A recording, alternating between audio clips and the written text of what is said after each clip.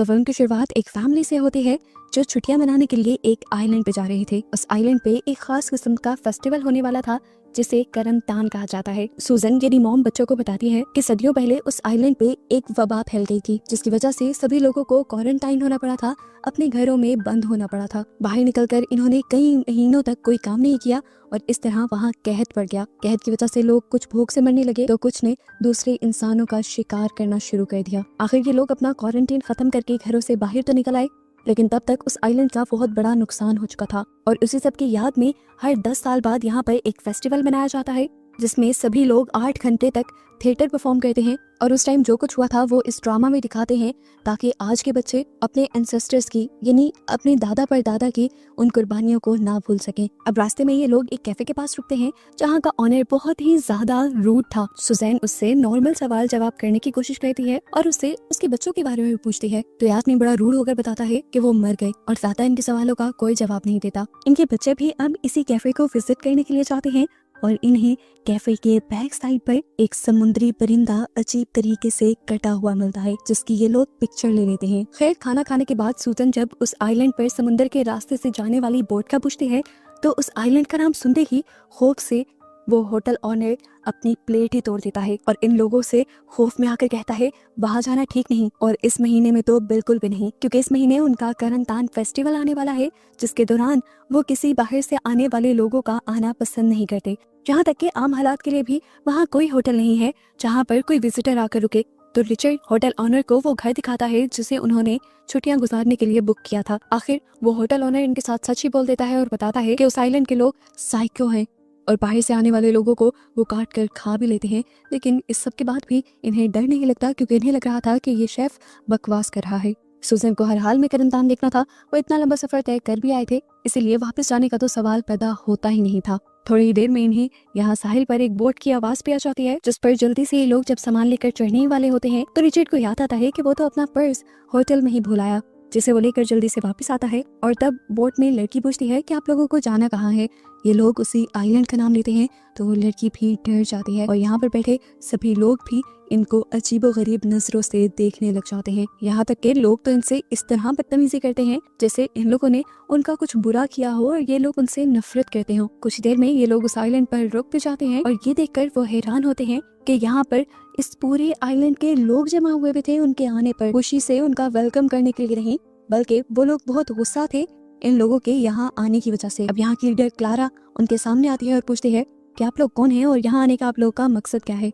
सुजन बड़े ही आराम से कहती है कि हम यहाँ पर छुट्टियां मनाने के लिए आए हैं और हमें यहाँ का करनतान फेस्टिवल भी देखना है। तभी एक यंगस्टर लड़का आगे आता है और इनको बताता है कि हम अपना करनतान फेस्टिवल किसी को भी नहीं दिखाते और यहाँ का कोई भी इंसान उनके यहाँ आने से खुश नहीं है, तो बेहतर यही है कि आप सब वापस चले जाएं। लेकिन सूजन इस आइलैंड से जाने से इनकार कर देती है और कहती है कि मेरा यहाँ से जाती ताल्लुक है, क्योंकि सालों पहले आइलैंड के लोगों ने जिन इंग्लैंड के ऑफिसर्स को मारा था उनमें से एक सूजन के ग्रैंड फादर भी थे। ये सुनकर तो जैसे क्लारा गुस्से से पागल हो जाती है और आकर सूजन को गिरेबान से पकड़ लेती है और उससे कहती है अपनी जान अच्छी है तो फौरन यहाँ से चली जाओ। इससे पहले कि वो सूजन को कोई नुकसान पहुंचाती, यहाँ पर वो आदमी आ जाता है जिन्होंने अपना घर सूजन की फैमिली को रहने के लिए दिया था। अब सारे कम्युनिटी वाले इसी आदमी पर गुस्सा करने लग जाते हैं जिसने अपना घर इन्हें रेंट पर रहने के लिए दिया था। वो आदमी इनसे कहता है कि आइलैंड वालों को इसमें कोई प्रॉब्लम नहीं होनी चाहिए, क्योंकि वो घर उसकी मॉम का था और अब उसके नाम है। यहाँ पर थोड़ी सी बहस होती है और फिर क्लारा उस आदमी को वार्न करती है कि तुम्हारे ये मेहमान सिर्फ चंद दिन ही आ रहेंगे। फाइनली इस आदमी के साथ ये लोग अपने घर में चले जाते हैं,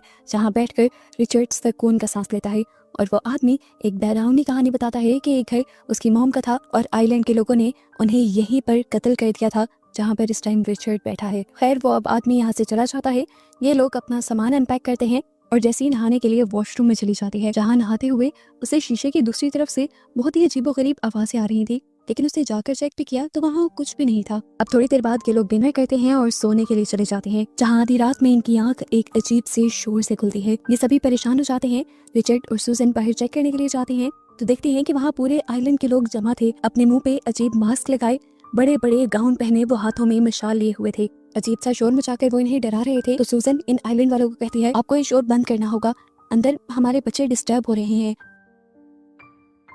आइलैंड के लोग उनके पास एक मरे हुए रैकून की लाश फेंक देते हैं और यहाँ से चले जाते हैं। अब रिचर्ड और सूजन सच में डर गए थे। वो सोच में पड़ गए थे कि क्या उन्होंने यहाँ आकर कोई गलती तो नहीं कर दी। खैर, अगला दिन दिखाया जाता है और अब पता चलता है कि करनतान यानी उस फेस्टिवल में सिर्फ एक ही दिन रह गया है जिसे देखने के लिए सूजन यहाँ आई थी। लेकिन इनका एक दिन भी इस घर में रहना मुश्किल हो गया था, क्योंकि जैसी को अपने कमरे में ऐसे लगता था कि जैसे हर वक्त कोई उसे देख रहा हो। और इन लोगों का शक ठीक भी था। दिखाया जाता है कि सच में कोई छुपे हुए सीसीटीवी से इन लोगों के ऊपर नजर रखे हुए था। इन सारी चीजों से तंग आकर रिचर्ड अब उस आदमी की घर जाता है जिससे उसने ये घर लिया था। वो उसे वो मरा हुआ रकून देता है जो रात तमाशा करने के बाद आइलैंड वाले उनके घर के बाहर फेंक गए थे। वो सारे तमाशे के बारे में भी बताता है और ये भी बताता है कि घर पे उन्हें ऐसा फील हो रहा है जैसे कोई इनके ऊपर नजर रखे हुए हो। सभी लोग उनसे नफरत से ट्रीट कर रहे हैं और अगर ऐसा ही चलता रहा तो वो उसके घर के बारे में नेगेटिव रिव्यू दे देगा, जिसके बाद कोई भी यहाँ पर अपनी छुट्टियां मनाने नहीं आएगा। अब ऑनर उसे कहता है आप ऐसा नहीं करेंगे, मैं कम्युनिटी वालों से बात करूंगा। खैर, थोड़ी ही देर बाद ये लोग इस आइलैंड की खूबसूरती को एक्सप्लोर करने लग जाते हैं और पिक्चर्स लेने लग जाते हैं, जबकि सीन कट होकर हमें उसी कैफे को दिखाया जाता है जहाँ पर पिछले दिन ये लोग स्टे करने के बाद आए थे। उस कैफे के ऑनर और उसकी वाइफ का किसी ने मर्डर कर दिया था, जिसकी पुलिस इन्वेस्टिगेशन कर रही थी। जबकि यहाँ पर रिचर्ड और उसकी फैमिली नोटिस करती है कि इन आइलैंड वालों ने बाहर के शहर से 4 ताबूत भी मंगवाए थे और ये किस लिए थे इन्हें आइडिया नहीं था। थोड़ी ही देर में यहाँ पर वो पुलिस ऑफिसर भी आ जाता है जो कैफे ऑनर की केस की इन्वेस्टिगेशन कर रहा था। वो यहाँ के सिक्योरिटी ऑफिसर से बात करता है कि एक योहान नामी बंदा जो एक क्रिमिनल है वो भागकर इस आइलैंड पर आ गया है। पहले वो 2 मर्डर कर चुका है और भी कर सकता है, इसीलिए उसका पकड़ा जाना बहुत जरूरी है। यहाँ पर दिखाया जाता है कि यहाँ के लोग अब करनतान की तैयारी कर रहे थे कि तभी यहाँ पर वो ऑफिसर आकर उसी योहान नामी आदमी के बारे में पूछने लग जाता है जिस पर उन्हें शक है कि वो मर्डर कर रहा है। क्लारा जो कि यहाँ की लीडर थी वो उन्हें बताता है कि वो आज सुबह ही इस आइलैंड से बाहर गया था, जिसके बाद वो इस ऑफिसर को धमकी भी देती है कि अगले मर्तबा वो अपने किसी भी केस को सॉल्व करने के लिए इस आइलैंड पे ना आए, क्योंकि इस आइलैंड पे उनका या बाहर की किसी भी दुनिया का कानून लागू नहीं होता। तो उसके जवाब में ऑफिसर कहता है ठीक है, मैं तो चला जाऊंगा, लेकिन फिर तुम अपनी जानों की हिफाजत खुद करना। ऑफिसर थोड़ी ही देर में यहाँ से निकल जाता है और पीछे से हम देखते हैं कि योहान उसे देख रहा था। अब जैसी और जैसी का भाई दोनों एक कैफे में जाते हैं, यहाँ पर इन्हें वही यंग लड़का मिलता है जिसने आधे ही इन्हें कहा था कि किसी को भी उनका आना पसंद नहीं और वो यहाँ से चले जाएं। वो इस वक्त भी अजीब से अंदाज से इन दोनों से कहता है कि तुम लोगों ने यहाँ आकर बहुत बड़ी गलती कर दी है, लेकिन ये सुनकर भी वो दोनों डरते नहीं, बल्कि जैसे उससे कहते हैं हम चले जाएंगे, बस मेरी मॉम को ये फजूल सा थिएटर देखना है। अभी उसका ये कहना ही था कि पीछे से उसके भाई को किसी ने पकड़ लिया और होटल से बाहर ले जाकर फेंका, जहाँ पर बहुत से आइलैंड के लोग मास्क पहने खड़े थे उसे मारने के लिए। इन अजीबोगरीब लोगों के पीछे वही कॉफिन यानी ताबूत पड़े थे जिनको इन्होंने इस आइलैंड पर आते देखा था। ये देखकर ये दोनों बहन भाई डर जाते हैं। अब सीन कट होकर दूसरी तरफ हमें क्लारा को दिखाया जाता है जो अपने लोगों के साथ एक मीटिंग कर रही थी। वो सबसे कहती है कि ये आखिरी बार होगा जब मैं खुद इस करनतान ड्रामा को डायरेक्ट करूंगी और मैं चाहती हूँ इसमें सब कुछ बहुत ही आउट क्लास होना चाहिए। पहले कई सालों तक तो हम इस करनतान के अंदर अंग्रेजों को लाकर मारते रहे थे अपने बड़ों की सोल्स को खुश करने के लिए, लेकिन फिर आगे की जनरेशंस को लोगों की जान लेना ठीक नहीं लगता था, तो हमने अपने करनतान यानी इस ट्रेडिशन में से अंग्रेजों को मारना बंद कर दिया था। लेकिन अब किस्मत खुद हमारे पास चल के आई है। जब अंग्रेज खुद हमारे पास चल कर आए हैं तो हम क्यों ना इस मौके का फायदा उठाएं और एक मर्तबा दोबारा वैसा ही करनतान मनाएं जैसा हम पहले मनाते आ रहे हैं। तो अब क्लारा फैसला करती है कि ये लोग करनतान में उसी अंग्रेज फैमिली का मर्डर करेंगे और उनको खाएंगे भी। बड़े बड़े लोग तो सारे क्लारा की बात मान जाते हैं, लेकिन क्लारा का अपना बेटा और सभी यंग लोग इस फैसले के खिलाफ थे। वो कहते हैं कि वो क्लारा का साथ तब तक दे रहे थे जब तक उन्हें लग रहा था कि वो सिर्फ अंग्रेजों को डराएंगे, लेकिन अगर अब उनका मर्डर का प्लान है तो वो उनका साथ नहीं देंगे। उनकी बातें सुनकर क्लारा को गुस्सा आ जाता है और क्लारा हुक्म दे देती है कि यहाँ करनतान में वही होगा जो वो चाहेगी। इसके बाद क्लारा मिलने जाती है सुजन के फैमिली के घर के ऑनर से। वो उसे अपने प्लान में शामिल होने के लिए कहती है, लेकिन ये आदमी भी उसकी शर्त मानने को तैयार नहीं था। तब वो कहती है कि तुम हर साल हमारा कोई ना कोई रूल तोड़ देते हो, बाहर की दुनिया के लोगों को लाकर यहाँ ठहराते हो और अपनी मनमानी करते हो। हम हर बार ये समझकर माफ कर देते हैं, लेकिन अब तुम्हें आइलैंड के लिए और आइलैंड के लोगों की इतनी मेहरबानियों के बदले कुछ करना होगा, तुम्हें हमारा साथ देना ही होगा। और ऐसे मजबूरन ये आदमी क्लारा की बातों में आ जाता है। आखिर वो दिन भी आ जाता है जिस दिन करनतान शुरू होना था। सारे आइलैंड के लोग एक ग्राउंड में जाकर बैठना शुरू कर देते हैं और एक अजीब सा लकड़ी का मास्क पहने आदमी ड्रम बजाकर इस पूरे शो को स्टार्ट करता है। यहाँ पर हम देखते हैं कि वो घर का ऑनर उस फैमिली के पास बहुत सारी कुकीज लेकर आता है और इन्हें बताता है कि उसने आइलैंड वालों से बात की है और अब आइलैंड वाले खुद चाहते हैं कि ये लोग करनतान का हिस्सा बने और उनका ट्रेडिशन देखने के लिए आए। लेकिन कल जितना भी कुछ हो गया था उनसे ये लोग थोड़े डरे हुए थे, तो ये लोग कहते हैं हम 8 घंटे वेस्ट नहीं कर सकते, हम इस टाइम स्विमिंग के लिए जा रहे हैं, हम सिर्फ करण तान का क्लाइमेक्स देखने के लिए आ जाएंगे। इसलिए वॉर्नर अब वो कुकीज उनके घर रखकर चला जाता है। यहाँ अब शो भी शुरू हो जाता है जिसमें दिखाया जा रहा था कि कैसे आइलैंड के लोगों को वबा की खबर मिली थी, जिसकी वजह से उन्होंने अपने आप को घरों में बंद कर लिया था, क्वारंटीन कर लिया था इंग्लैंड की फौज के भरोसे, जिन्होंने इन्हें वबा खत्म होने का बताना था। पर उस फौज ने इनको धोखा दे दिया। महीनों ये लोग घरों में बंद रहे, जिनकी वजह से बाहर इनकी फसलें तबाह हो गई। यहाँ पर कहत आ गया, घरों में बंद लोग भूख से मरने लगे और कुछ लोग जिंदा रहने के लिए दूसरे ही इंसानों को मार के खाने लगे। जब आइलैंड की हालत इतनी बिगड़ गई तो इन्होंने क्वारंटीन तोड़ दिया और सब लोग घरों से बाहर निकल आए। इन्हें रियलाइज हुआ कि वबा तो कब की खत्म हो चुकी थी और अंग्रेजों ने इन्हें बताया ही नहीं। इसीलिए इन्होंने बाहर निकलते ही अंग्रेज फौज पर धावा बोल दिया। सीन कट होकर दूसरी तरफ हमें सूजन की फैमिली को दिखाया गया, जो जब वापस घर लौटे तो इन्होंने डाइनिंग पर रखी अपने ऑनर की कुकीज देखी, जिन्हें वो खुशी से खाने लगे और थोड़ी ही देर में बेहोश हो गए क्योंकि उन कुकीज में बेहोश होने की दवा थी। पता चलता है कि ये सब कुछ ऑनर देख रहा था। जो सीसीटीवी कैमरास लगाए हुए थे वो ऑनर नहीं लगाए हुए थे। इनको बेहोश देखकर वो जल्दी से इनके घर आ जाता है। सुजैन को सबसे पहले ले जाकर उसके बेड पे लेटाता है और उसके साथ खुद लेट जाता है। इससे पहले कि वो कुछ और कहता, यहाँ पर सब के सब आकर खड़े हो जाते हैं और पता चलता है कि इन्होंने कुकीज खाने का सिर्फ ड्रामा किया था। ये लोग अभी भी होश में थे और एकदम से अपने हाथ में मौजूद चाकुओं से वो एक साथ इस आदमी के ऊपर वार कर देते हैं और बार बार स्टैब करके उसकी जान ले लेते हैं। और यहीं से सीन फ्लैशबैक में जाता है और हमें पता चलता है कि जिस कैफे में ये लोग मूवी के स्टार्ट में बैठे थे, उसकी ऑनर और उसकी वाइफ को भी और किसी ने नहीं बल्कि रिचर्ड ने ही मारा था। और वो जो परिंदा जैसे और उसके भाई ने मरा हुआ देखा था, उसे भी इन दोनों ने खुद मारा था। यानी दरअसल ये लोग साइकोपैथ की फैमिली थी, पागल फैमिली थी, जिन्हें लोगों को मार कर मजा आता था। अपनी इसी आदत की वजह से वो सीरियल किलर भी बन गए थे और लोगों को मारने की अपनी इस ख्वाहिश को मिटाने के लिए ये लोग ऐसे ही छोटे छोटे आइलैंड्स पर आते थे जिनका बाहर की दुनिया को ज्यादा पता ही ना हो। उसके बाद ये सब लोग कुछ हथियार लेते हैं और बाहर निकल जाते हैं। जो जो इनके सामने आने लगता है उन्हें ये बेदर्दी से मारना शुरू कर देते हैं। जैसे किसी के सर में अपना चाकू स्टैब करती है तो उसका भाई कुल्हाड़ी से किसी दूसरी औरत को मारता है। ऐसे ही बेदर्दी से कत्ल करते करते ये लोग उस जगह पर पहुंच जाते हैं जहाँ वो थिएटर चल रहा था।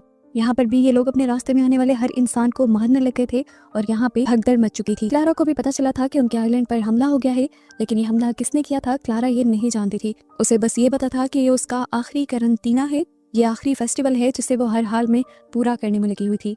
यहाँ पूरे आइलैंड में खौफ फैला हुआ था और सबको लग रहा था कि लोगों को मारने वाला और कोई नहीं बल्कि यूहान ही है, जिसके पीछे ऑफिसर भी यहाँ आए थे। ये लोग अब जल्दी से पोर्ट की तरफ जाते हैं। वहाँ जाकर ये लोग घबराए होने का ड्रामा करते हैं और यहाँ पर जब सिक्योरिटी एजेंट इन्हें काम डाउन करने की कोशिश करती है तो दोनों बहन भाई चाकू से उसे मार डालते हैं और इसे मारने के बाद इसके साथ अपनी सेल्फी भी ले लेते हैं। यहाँ ये सब कुछ एक आदमी देख चुका था, उसे मुसीबत का अंदाजा हो गया था, इसलिए वो एक फ्लेयर गन उठाकर हवा में फायर कर देता है, जिससे चारों तरफ लाल रंग की रोशनी फैल जाती है। ये असल में इमरजेंसी में पुलिस को बुलाने का साइन था। रिचर्ड और सूजन भी ये समझ चुके थे, लेकिन वो फिर भी बड़े आराम से यहाँ एक दूसरे के साथ हंसी खुशी अपना टाइम बिताने लगे, बजाय पैनिक होकर भागने के।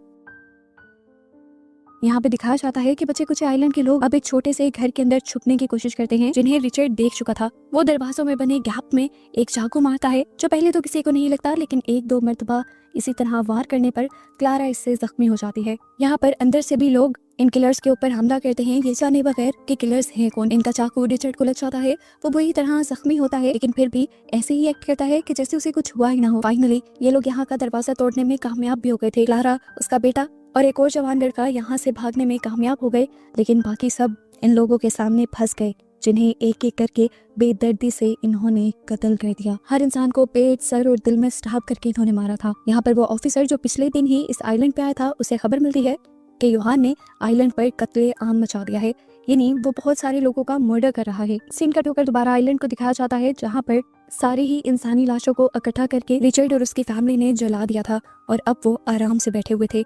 जहाँ सूजन रिचर्ड से कहते हैं कि जलते हुए इंसानों की लाशों की बदबू उन्हें अपने हनीमून की याद दिलाती है, यानी ये लोग कई सालों से ऐसा करते आ रहे थे। यहाँ बातों ही बातों में रिचर्ड और उसके बेटे के दरमियान में बहस शुरू हो जाती है, जिसके गुस्से में रिचर्ड उसकी गर्दन के आर पार अपना चाकू स्टैब कर देता है और अपने ही बेटे को मार देता है। अपने बेटे और अपने भाई को मरता देखकर सुजैन और जेसी ने कुछ भी नहीं कहा, वो ऐसे ही बैठी रही कि जैसे कोई बड़ा काम हुआ ही ना हो। बड़ी आराम से सुजैन पूछती है कि तुमने उसे क्यों मार दिया, तो वो कहता है कि ये हमारे रास्ते का पत्थर बन रहा था, मेरी बात नहीं मान रहा था, इसीलिए उसे मारना जरूरी था। तो जैसी कहती है, अब डैड मेरे लिए एक और भाई ढूंढना पड़ेगा। मतलब ये भी उसका सगा भाई नहीं था, बल्कि इसकी फैमिली को मारकर इन लोगों ने उसे अडॉप्ट किया हुआ था, इसलिए तो रिचर्ड इतने आराम से उसे मार पाया। इसके बाद ये तीनों अपने उसी घर में आ जाते हैं जिसमें वो रहने के लिए आए थे।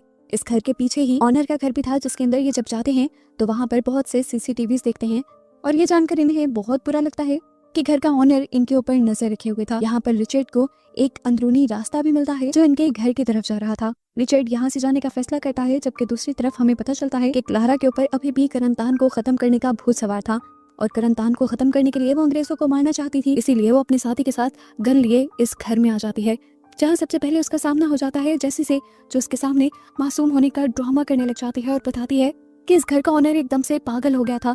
उसने मेरे डैड और भाई के ऊपर हमला किया, यहाँ तक कि मेरे भाई को मार भी दिया। वो अभी भी हमारे पीछे पड़ा हुआ है, इसीलिए मैं उससे अपनी जान बचा रही हूँ। ये सुनकर वो आदमी जिसके हाथ में गन थी वो उसी ऑनर को घर में ढूंढने के लिए चला जाता है, लेकिन उस आदमी के जाने के बावजूद भी क्लारा को लग रहा था कि जैसे उससे झूठ बोल रही है। लेकिन जैसी उसे अपनी मासूम बातों में फंसा ही लेती है कि ये लोग मासूम हैं। थोड़ी ही देर में जोर से सूजन भी पास का दरवाजा खोलते हुए जेसी के पास आ जाती और ये दोनों मिलकर रोने का ड्रामा करने लग जाती हैं जैसे इनके ऊपर बहुत बड़ा जुल्म हुआ हो। यहाँ वो आदमी अब उस कमरे में भी पहुंच गया था जिस कमरे में इन्होंने ऑनर को मारा था। वो ऑनर की टुकड़े टुकड़े हुई लाश दिखता है तो समझ आता है कि ये फैमिली ही उन्हें बेवकूफ बना रही थी। वो चेक करने के लिए दूसरे रूम में आया जहाँ रिचर्ड मरा हुआ पड़ा था, लेकिन वो तो सिर्फ ड्रामा कर रहा था। उसके यहाँ आते ही वो एकदम से खड़ा हो जाता है और उसकी गर्दन पर वार कर देता है मारने के लिए। मरता मरता भी ये आदमी अपनी शॉटगन चला जाता है जिससे रिचर्ड का पूरा हाथ ही कट कर नीचे गिर जाता है। फाइनली अब ये लोग अपना ड्रामा खत्म कर देते हैं। रिचर्ड अपने कटे हुए हाथ को लेकर नीचे आता है और बताता है, हाँ, यहाँ पर सभी लोगों को मारने के पीछे हम लोग ही हैं। ये सुनकर क्लारा को गुस्सा आ जाता है और वो जब इनको चाकू से मारने ही वाली थी तो पीछे से किसी ने क्लारा को ही सर पे शूट करके मार दिया। ये पुलिस ऑफिसर्स थे जिन्हें लगा कि क्लारा मासूम टूरिस्ट को मारना चाह रही है और ऐसे इतना कुछ बिगाड़ने के बावजूद भी ये लोग बच गए और बेकसूर बन गए। इन लोगों को रेस्क्यू करके यहाँ से ले जाते हैं, जबकि यूहान जिसने कुछ किया भी नहीं था उसे पुलिस इस सब का कसूरवार मानते हुए वहीं पर शूट कर देती है और रिचर्ड की फैमिली एक डेविल हंसी के साथ यहाँ से चले जाते हैं और इनको दिखाते हुए ही ये मूवी यहाँ खत्म हो जाती है।